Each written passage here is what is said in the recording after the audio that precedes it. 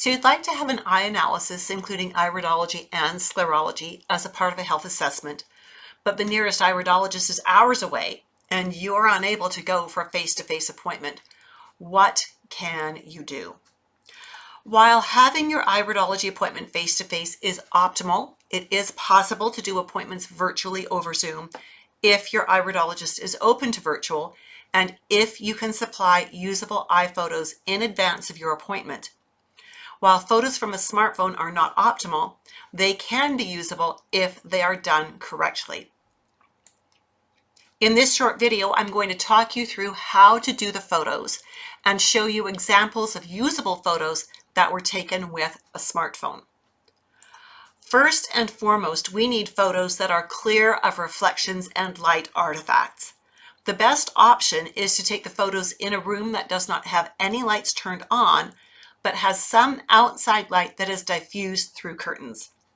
Yes, that means the curtains are shut. This reduces the risk of glares and reflections that will render your photos useless.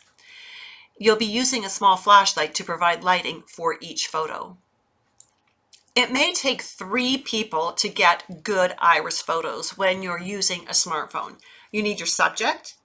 You might need someone to hold the flashlight and aim it exactly where you need it. And then you need a photographer, someone to operate your smartphone. If the photographer's hands are not steady, you might need to have a desk tripod to hold the phone. It's also helpful if you've got the corner of a table to work at for both the subject and the photographer to rest their elbows on the table, and then the subject can put their chin in their hands and that will hold the subject very steady. And depending on whether a tripod is being used or not, the photographer can then also use the table to help steady them. You want to set the camera on a 10x zoom. We want to see mostly eye and very little face in these photos. You'll see images online where people have taken a photo of this part of the face, but the eyes are so small that you can't see anything of use to be able to do an analysis with. Remember that any amount of zoom means any vibration when you click the photo will result in a blurry image, so the tripod might be helpful here. I prefer to start on the subject's left eye. Take a moment to practice focusing the light on the eye, not too close and coming from the outside, but at a distance that illuminates the entire eyeball. Have the subject open his or her eyes very wide while looking exactly straight ahead. It may be necessary for him or her to prop the eye open, like this, to expose the entire iris. Focus the camera. The eye should fill most of the screen. Take at least one photo here. If you know anything about taking photos, you like to probably take 2 or 3 of each angle so that you've got at least one that's good. Then move the light to the opposite side and repeat the steps to get an eye wide open image with the light coming from this opposite direction. Now for the sclera, or the white of the eye photos. An iris analysis shows us what the genetic predispositions are. The sclera analysis shows us what health challenges have been activated, what path they have taken in the body, and how deeply embedded they are. So we want to get clear photos of the sclerae as well. We need at least 4 good images of each sclera, of each eye, and we want to be showing the blood vessels and any other colors or textures and thickened areas of the sclera. So we're going to first want an image that shows the nasal side of the sclera. We call that medial. We want an image that shows the bottom side of the sclera. That is the inferior side. We want an image that shows the outside of the sclera, or the side towards the ear. That's called the lateral side. And we want the top of the sclera. That is called the superior side. Again, with the light illuminating the entire eyeball, have the subject hold his or her head level and aimed straight ahead.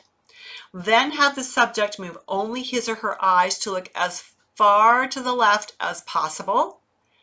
And many people, when they're looking to the side, actually look down.